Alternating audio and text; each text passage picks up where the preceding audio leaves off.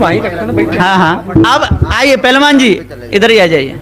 ये फिरोजाबाद के हैं, जिला फिरोजाबाद, उत्तर प्रदेश। हाँ, बहुत दिन तक इन्होंने पहलवानी की है, एक तरफ अकेले, एक तरफ दो पहलवान।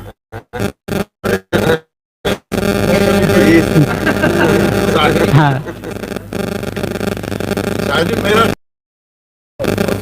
है ना, सही बैठ जाओ आराम से। माइक लगाओ साहब, नहीं जाएंगे, यहाँ जाओ, यहाँ जाओ। रुको रुको रुको रुको रुको रुको, उठ के काम करना चाहिए, मजा आता। हेलो साहिब बंदी सरकार, साहिब मेरा छोटा ये सवाल है, मेरी शंका में ये बात जुड़ी हुई है। ये तो बात निश्चय है कि लोग कहते हैं कि जन्म होता है, मृत्यु होती है और प्रारब्ध से जीव को जन्म मिलता है।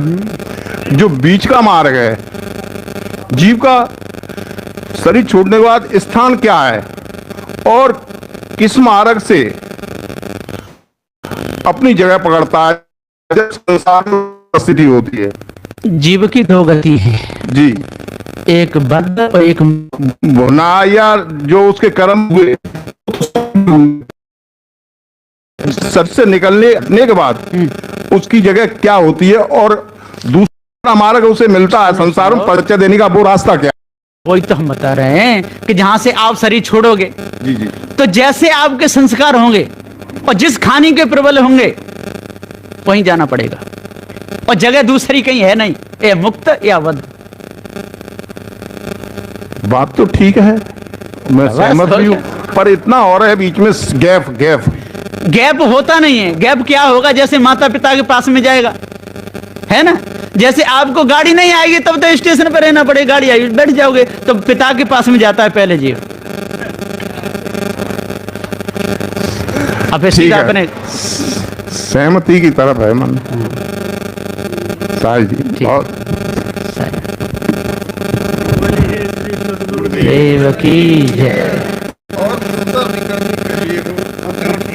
ना नहीं नहीं, जैसे को तैसा कहे वो तो निंदा ना है। साहिब जी बंदगी, जीव मरता है तो अपने कर्मों के अनुसार उसको जन्म मिलता है। ऐसे को शरीर छोड़ता है, मरता तो है ही नहीं। मतलब शरीर छोड़ता है तो उसके कर्मों अनुसार उसे जन्म मिलता है। उसके पहले जो प्रारब्ध में जैसे कर्म किए वैसा उसको जन्म मिलता है। प्रारब्ध से पहले या जीव की प्रथम उत्पत्ति से पहले जीव उत्पत्ति में आता ही कैसे है संसार में? उसका एक भी जन्म नहीं हुआ है। जीव कभी उत्पत्ति होता ही नहीं है और न कभी मरता है, पहले से रहता है। जीव की कोई प्रथम उत्पत्ति, पहली बार तो हर चीज कोई बनती है ना, पहली बार जीव कभी नहीं बना है। बना वो जो बनता है वो वस्तु बिगड़ती है जो बनती है। जीव न कभी बना है न कभी बिगड़ेगा। इसी प्रकार पृथ्वी जल वायु अग्नि, ये चारों तत्व न कभी बने हैं न बिगड़ेंगे, सनातन है हमेशा से। सनातन ठीक है, बंदगी सही।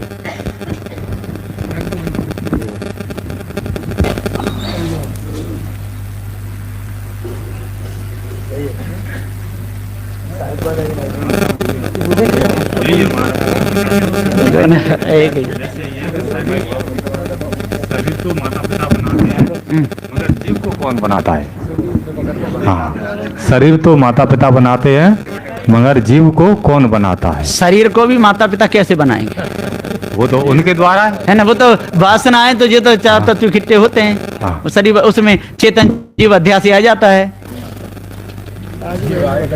पृथ्वी जल वायु अग्नि को ना माता पिता बनाते ना जीव को बनाते। जे भी अनादि, जीव भी अनादि है। शरीर का सहयोग तो माता पिता से। हाँ, वो तो होगा ही होगा, वासना बस होगा, मेटेरियल मिलेगा तभी मकान बनेगा। जीव तो अपनी इच्छा जीव अनादि है, प्राप्त जीव इच्छा नहीं, केवल अंत छुड़ा। हानि होती है उन कर्मों को मिटा दो, मुक्ति मुक्ति।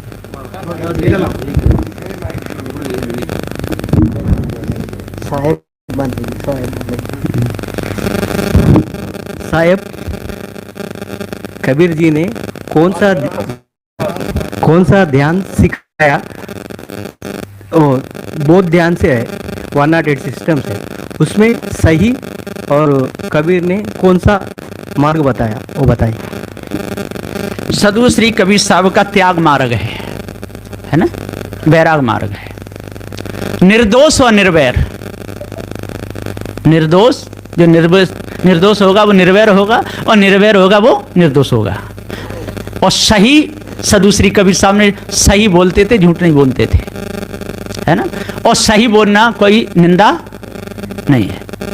निंदक वाको जानिए जाको नहीं पहचान, है ना। निंदक कौन है?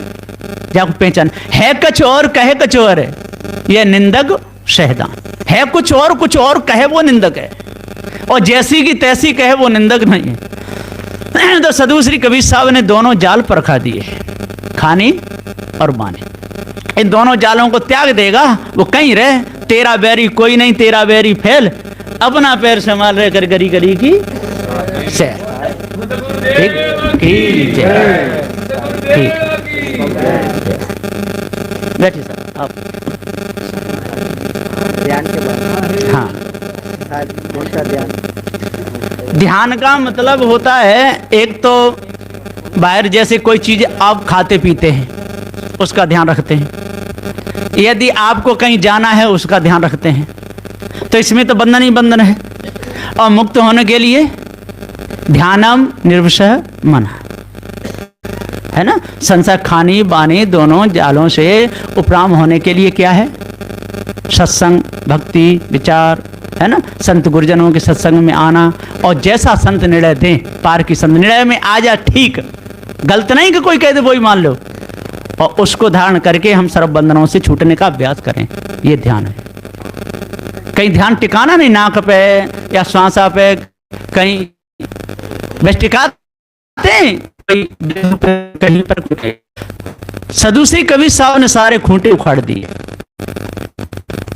जब जीव जनैया है, चारों तत्व जड़ हैं, फिर ध्यान किसका करेगा? इसलिए जो विषय आते हैं, जो भ्रम है, इसको त्यागना पड़ता है। ध्यानम निर्विषय मन। साहिब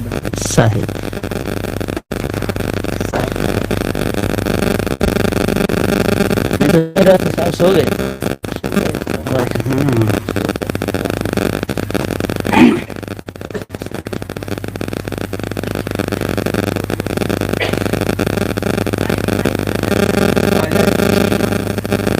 आ जाओ तो और अच्छी बात है।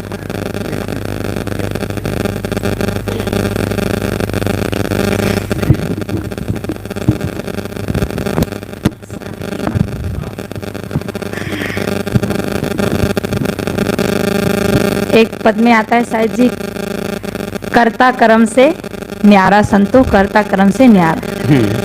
तो देह कर्म करती है कि जीव करता है? जीव और देह के संबंध में देह कर्म करती है कि जीव करता है? और अगर जीव करता है तो जीव भोगता है कि देह भोगती है? देह और जीव के संबंध में कर्म होता है। देह और जीव के संबंध। देह जड़ है और चेतन जीव जनैया है। तो जो भी दुख आता है देह में, उसको कौन भोगेगा? जनैया जीव है और देह जड़ है, और दोनों के संबंध में कर्म हो रहा है। तो दुख देह को होता है जीव को? जीव को। तो जनैया जीव ही है। जीव दुख स्वरूप है, सुख स्वरूप? सुख स्वरूप। फिर दुख कैसे होता है जीव को? किसको? जीव को। तो संसार का दुख नहीं, जो निज स्वरूप का है ना, जो सुख कभी दुख में ना बदले, वो सुख स्वरूप जीव है। संसार का जो सुख है वो तो दुख में बदल जाता है, तो जनैया है उस दुख का। तो संसार का जो दुख है उसका जनैया है ये चेतन जीव, शरीर संबंध से जानता है। फिर दुख स्वरूप हो गया वो तो? कौन सा? सुख स्वरूप कैसे हो गया? ना सुख स्वरूप बाहर का जो सुख है ना सुख स्वरूप है, ना दुख स्वरूप है। चेतन जीव ज्ञान स्वरूप है। अपन कहते हैं कि नहीं तो देह से कर्म होते हैं ना जीव से होते, दोनों के संबंध में हो रहा। दोनों के संबंध में। तो फिर जो जनैया जीव है तो अध्यास कौन बनाएगा? तो जीव के स्वरूप में अध्यास रहता है, देह के संबंध में? देह संबंध में, दोनों के संबंध में। दोनों के संबंध में। जनैया जीव ही है।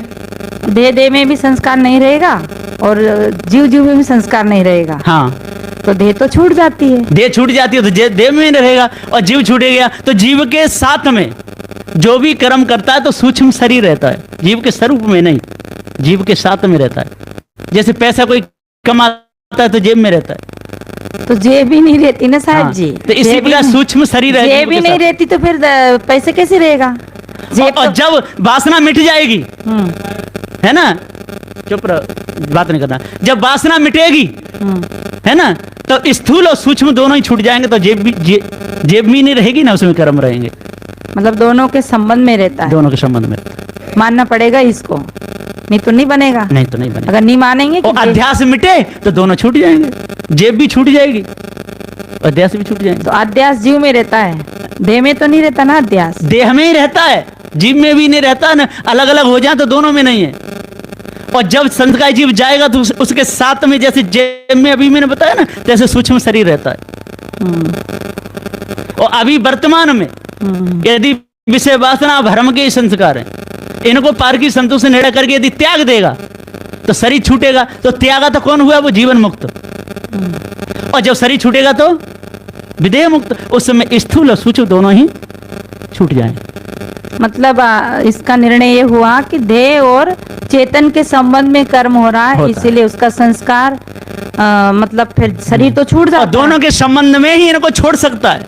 नहीं, संबंध शरीर तो छूट जाता, शरीर का संबंध फिर तो जो जीव के संबंध में ही तो फिर संस्कार रहा ना। हाँ, तो जीव साथ में जाएगा। और यदि मुक्त हो गया शरीर रहते रहते तो दोनों ही छूट गए, स्थूल और सूक्ष्म, संस्कार फिर नहीं रहेगा उसके साथ में, ना दुख रहेगा ना सुख रहेगा। मतलब मानना पड़ेगा, मानना पड़ेगा, ये मानना पड़ेगा दोनों का संबंध। हाँ, दोनों का संबंध, क्योंकि देह देह से कर्म नहीं होते और हाँ, जीव जीव से भी कर्म नहीं नहीं होते, होते। और देह देह में संस्कार नहीं तो जीव जीव में भी संस्कार नहीं, हाँ। तो दोनों के संबंध में दोनों संस्कार संबंध रहेगा। होते हैं। अच्छा, दूसरी एक और प्रश्न है साहिब जी की, अपने शरीर को कौन चलाता है?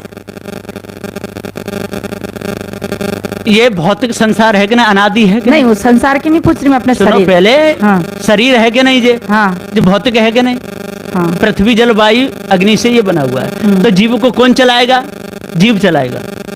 नहीं, अपने शरीर को कौन चलाता? अपने शरीर को चेतन जीव ही चलाता है। चेतन चलाता है। तो जैसे अपने शरीर को चेतन चलाता है, हाँ। तो इसी प्रकार संसार को भी कोई चलाता होगा ना? संसार का चलाने वाला कौन है? अनादि का चलाने वाला कोई नहीं, जीव को चलाने वाला कोई नहीं है, अच्छा, और इस संसार को भी चलाने वाला कोई नहीं है। ये पांच तत्वों के आधार से कैसे automatic माने चलता कोई नहीं है? कैसे माने? है। किस जान आधार करके, किस आधार से माने? निज के आधार से, निज प्रतीति, नहीं, गुरु प्रतीति। नहीं, कैसे निज प्रतीति कैसे हुए हमें? जैसे अनादि है, हाँ, है ना, तो अनादि का कोई कर्ता नहीं होता है, ठहरता ही नहीं है, और ठहराया है तो निर्गुण निराकार अगम अपार, तो ये ठहरते नहीं। जहां शंकाओं का अंत हो जाए फिर वहां शंका नहीं रहती, निशंक तो ये संसार स्वाभाविक चल रहा, स्वाभाविक। ऐसे शरीर भी स्वाभाविक चल रहा कि कोई चलाता है इसको? शरीर को जैसे तो जीव चेतन चला रहा है। अपने अपन तो ऐसे मान रहे हैं कि पृथ्वी चेतन को, चलाता है। पृथ्वी को कोई नहीं चला रहा, जल को कोई नहीं चला रहा, अग्नि को कोई नहीं चला रहा, वायु कोई नहीं चला रहा, है ना, और ये जीव के अध्यास से शरीर बना है, तो इस शरीर को कौन चला रहा है? जीव चला रहा है। जीव चला रहा, तो फिर जीव के बस में क्यों नहीं है कि बुढ़ापा ना आने दे, सफेद बाल ना होने दे? जीव चला रहा तो बस जीव में के है बस ना, में क्यों नहीं है ये? जीव के बस में है, पर बार बार मजा लेता है। तो यदि अध्यास को त्याग दे भाई, तो वो काय बढ़ा पाएगा? जीव ही चला रहा है। हाँ। ये तो मान लिया, तो आपने कहा वो मान लिया, मान नहीं लिया, मान लो जान भी लिया, हाँ। पर ये जब जीव ही चलाता है तो ये क्यों पागल बन रहा है कि बुढ़ापा भोग रहा है? जानबूझ के, जानबूझ जो कपट करते तय संबंधन कोई, कहीं कभी तई मुड़ो को भला कौन बद होई, कभी सब कहेगा उसके लिए कोई वो है, कोई चारा ही नहीं है। साहब बीच में नहीं बोलेंगे, अभी प्रश्न उत्तर चल रहे हैं, आप सब सुनो, अभी बीच में नहीं। बीच में नहीं बोलेंगे, बात नहीं करेंगे। यहाँ ये गोष्ठी है ना, इसमें निर्णय हो रहा ना, चाहे भले मैं जानू ना जानू, पर कोई तो सुनेगा ना इस बात को, हाँ, है नहीं? सही सही। अब ऐसे कोई अब लिख लिख के कहाँ तक दोगे आप, हैं? इसलिए कोई तो सुनेगा। अब वो महात्माओं का अंदर का अनुभव तो निकलेगा। अब वो कमियां मत देखो आप, ये है वो है, आप तो सुनो पहले। तो है ना साहिब जी, मेरा फिर निवेदन है कि जैसे शरीर को जीव चलाता है तो इसमें यह शक्ति क्यों नहीं है जीव में कि बुढ़ापा रोक ले, ये हो रही तो रोक ले, भूख लग गई तो उसे रोक ले, प्यास लग गई तो उसे रोक ले, यह शक्ति क्यों नहीं है जीव में? जड़ को बनाने की शक्ति जीव में नहीं, तो शरीर में भी तो स्वाभाविक की क्रिया हो रही ना, फिर तो शरीर में तो होगी। जीव कैसे चला रहा हो? इन्हीं स्वाभाविक। तत्वों के आधार से ये शरीर बना हुआ है। हम्म? ये तत्व है ना 4, हाँ इनके आधार से ये शरीर बना है। हाँ, तो उसके- अध्यासी जीव ने ये बनाया है। हाँ, तो ये प्रकृति का शरीर तो प्रकृति के आधार से चल रहा हो, तो हाँ। इससे कोई चला थोड़ी रहा। हाँ। भाई स्वाभाविक क्रिया हो रही है। हाँ। अब जीव थोड़ी ना सफेद बाल काला बाल कर रहा, बुढ़ापा इसमें जवान कर जीव रहा। का कोई लेना देना नहीं है। जीव का इतना ही है, कार्य सफेद बारों से बचना है तो अध्यासों को मिटाओ, जीव मुक्त हो जाएगा ना। फिर काले बार पड़ेंगे ना सफेद पड़ेंगे, और जो इसमें संसार में रहेंगे उनके तो काले भूरे पड़ते रहेंगे। बोलिए सदगुरुदेव की। जय।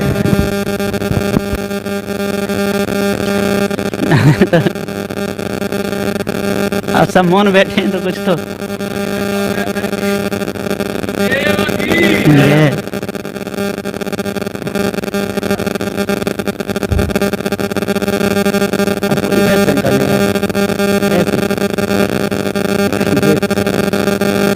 हाँ, जानता है, जानता है। अच्छा,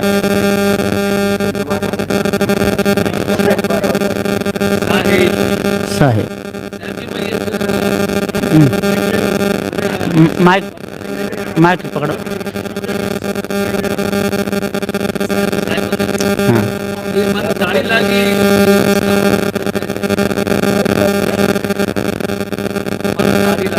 मन तारी लागी साहेब साहेब आला बोलने वाली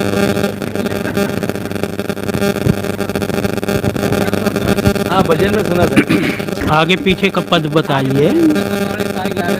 हाँ साहब, हाँ हाँ साहब वही थे। हाँ साहब, यहाँ पर सदगुरु कबीर साहब जी ने तारी शब्द आया है। ये तारी का तात्पर्य है मन का शांत होना। जैसे अगला उदाहरण दिया है सदगुरु ने, जब लग दिल पर दिल नहीं तब लग सब सुख नाही। यहाँ ऐसा लगता जैसे 2 दिल हो, लेकिन कोई 2 दिल तो है नहीं, दिल एक ही है। तारी लगने का तात्पर्य है मन का समन हो जाना। विषयों की तरफ जो मन दौड़ रहा है वो मन रुक जाना ही तारी लगना है। जैसे बाहर में दरवाजे में आप ताला लगाते हैं तो अंदर जाना बाहर आना मना हो जाता है, आ नहीं सकते। इसी प्रकार मन के संकल्प विकल्प जहाँ समन हो जाएं वो है तारी लगना।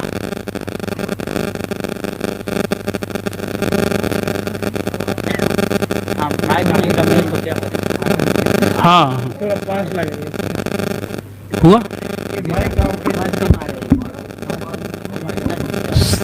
और कोई इसमें शंका है? बंदगी करिए। जब शंका का समाधान हो जाए तो बंदगी करने के बाद ये पता चलता है कि शंका समाधान हुई या नहीं हुई है ना?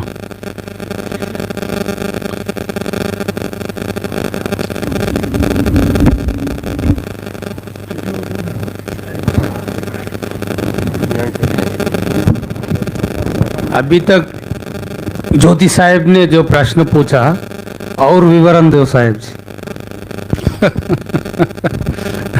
जब ज्योति साहब का समाधान हो गया है जी प्रश्न करने वाले का, तो हम और आप जो संशय वो बाद में कर लीजिएगा, उसमें बड़ा रहस्य छुपा है अभी, उसमें बहुत बड़ा अभी रहस्य छुपा है। लेकिन समाज के सामने उन्होंने स्वीकार कर लिया है, इसलिए उसको आप मत खोलिए। या अपने तरफ से अगर कुछ शंका हो आपको तो आप बताइए।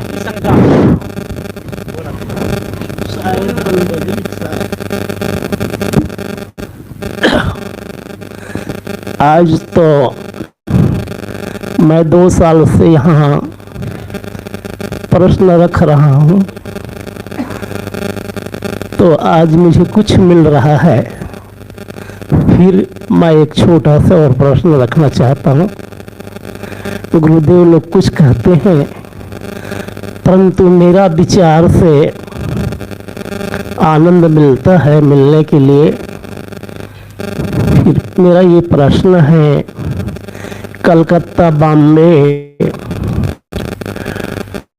और हमारा अहमदाबाद है और ये बड़े बड़े शहर है, परंतु मकान एक भी नहीं। ये मेरा प्रश्न है साहेब बंदगी। ये तो कोई प्रश्न नहीं रहा साहब जी। कैसी प्रश्न साहब जी मैं सुनने आया। समझ ही नहीं पाए साहब। दोहराइए अपना प्रश्न को।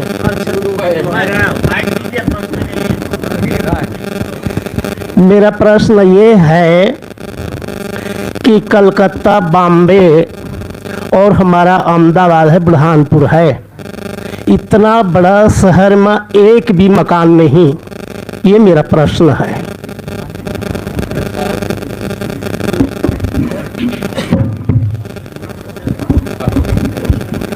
आपने कैसे जाना कि ये शहर है?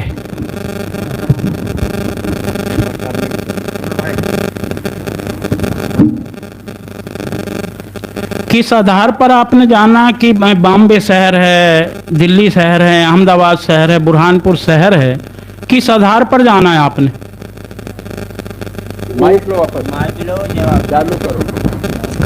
आधार तो मेरा जैसा भी है उसी आधार को तो पूछना चाहते हैं। तो जिस आधार आपका है उसी आधार से वो मकान भी है। अनुमान दे जाएगा। ये नहीं हुआ साहब जी। देखो, है जरूर शहर है और मानते हम देखा है, तभी शहर को देखे हैं, परंतु हम मकान नहीं देखते। तो ये बात है साहब जी। तो मैं वही तो पूछ रहा हूँ, शहर आपने देखा है तो किस आधार पर देखा है? मैं किस आधार पे देखा हूँ? हाँ, तभी तो कह रहा हूँ किस आधार में मैं देखा हूँ। मकान नहीं देख रहा हूँ। मकान नहीं देख रहे हो, शहर देख रहे हो ना? शहर देख रहे हो, तो शहर देख रहे हो तो किस आधार पर देख रहे हो? मैं जिस आधार पे देखूं साहब वही तो पूछना चाहता। तो जिस आधार पर आप देख रहे हैं उसी आधार पर वह माधव मकान भी है।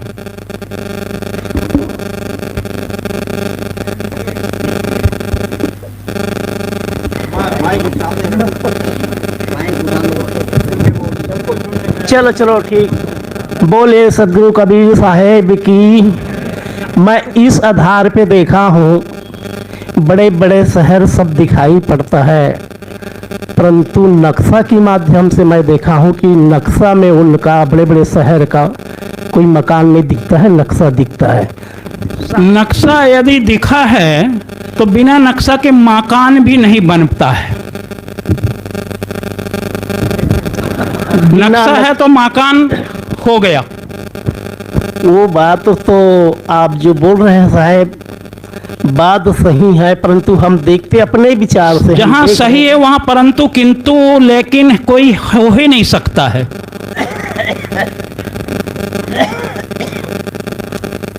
चलो भाई, आप जैसे भी कहे, संत के विचार को तो हम लोग टाल नहीं सकते, परंतु हम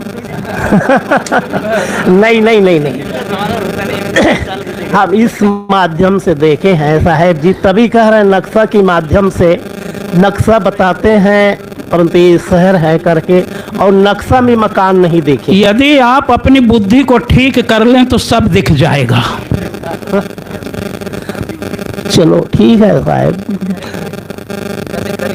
अरे चलो, आपकी वचन की पालन करते, संत महापुरुष के वचन को तो कोई संसार में उल्लंघन कर नहीं सकते, तो मैं कैसे कहूँ साहेब जी। और एक बात है, मैं यहाँ लगभग मेरे जीवन में तो 24-25 साल हो गया भैंस लिए हुए, और एक मैं छोटे से झोपड़ी पर मैं निवास करता हूँ, और झोपड़ी में निवास करके अपनी गुंजाइशी चल रहा है। परंतु दुर्भाग्य है मेरा कि बुरहानपुर में आने के बाद मुझे 2 शब्द बोलने के लिए समय एक बार भी नहीं मिला। जाकर के स्टेज में मैं बैठता हूँ। यदि दुर्भाग्य है तो आना ही व्यर्थ है आपका।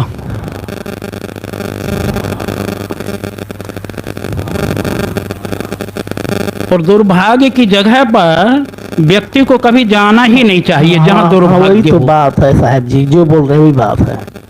दुर्भाग्य है मेरा। जब बुरहानपुर आना आपका दुर्भाग्य है, सौभाग्य साहब, बुरहानपुर आना सौभाग्य अभी है। आपने कहा। नहीं, बोलने के लिए दुर्भाग्य बोल रहा हूँ मैं। आने के लिए मेरे सौभाग्य होता है बुरहानपुर में। हाँ हाँ। और उससे तो मेरे आत्मा में शांति है, विश्वास है, तभी इस धाम को मेरे पूरी विश्वास सौभाग्य है आपका। मानता हूँ। परंतु यार मैं तो एक शब्द से जयकार भी कोई बात नहीं। जितना भी भक्त लोग 200-400 मिलते हैं अपने निकट का भक्त बोले कि साहिब जी आपको कैसी 2 शब्द बोलने के लिए समय नहीं दिया। गोरखपुर वाले लोग कहते हैं ये सब। मैंने कहा भाई कोई बात नहीं, मैं तो कह नहीं सकता कि मुझे समय दो करके। अच्छा, अब समय के लिए है कि सुनिए समय ना नहीं साहिब मिलता जी, है। समय के लिए कभी हो तो मुझे भी 2 शब्द के लिए देने के लिए आप अगर कष्ट ये करेंगे। दुर्भाग्य है तो अभी समय आपको इसलिए- मिला ही है बोलने के लिए। बोल लीजिए जितने बोलना चाहो। जिंदगी साहिब। चलो ठीक साहब, चलो ठीक है, ले साहब, चलो ठीक है।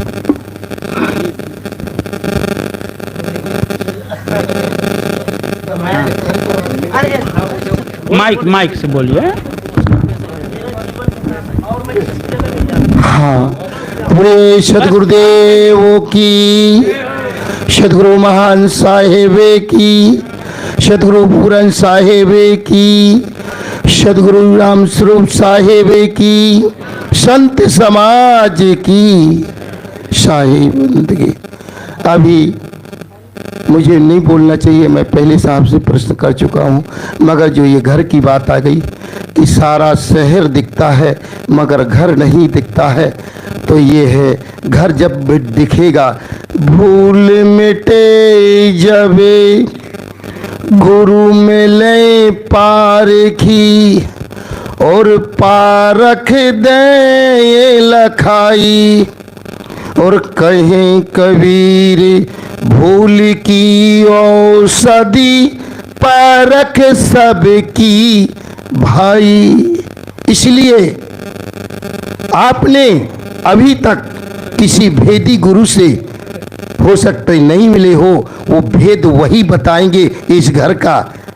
क्यों भेदी तो भेदई का है, उस घर का भेद कौन कहेगा? जो उस घर को जानते हैं। भेदी तो यहाँ प्रवचन नहीं, शंका समाधान है।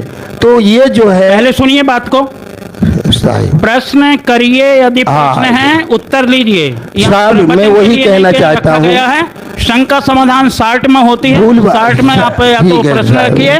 ये प्रवचन की भूमिका नहीं है। नहीं साहब, मैं प्रवचन नहीं कर रहा। ये भूल बस जो हमारा निस्वरूप घर है, ये जो बस्ती है, ये कलकत्ता है, ये गोंडा है, सब कुछ है।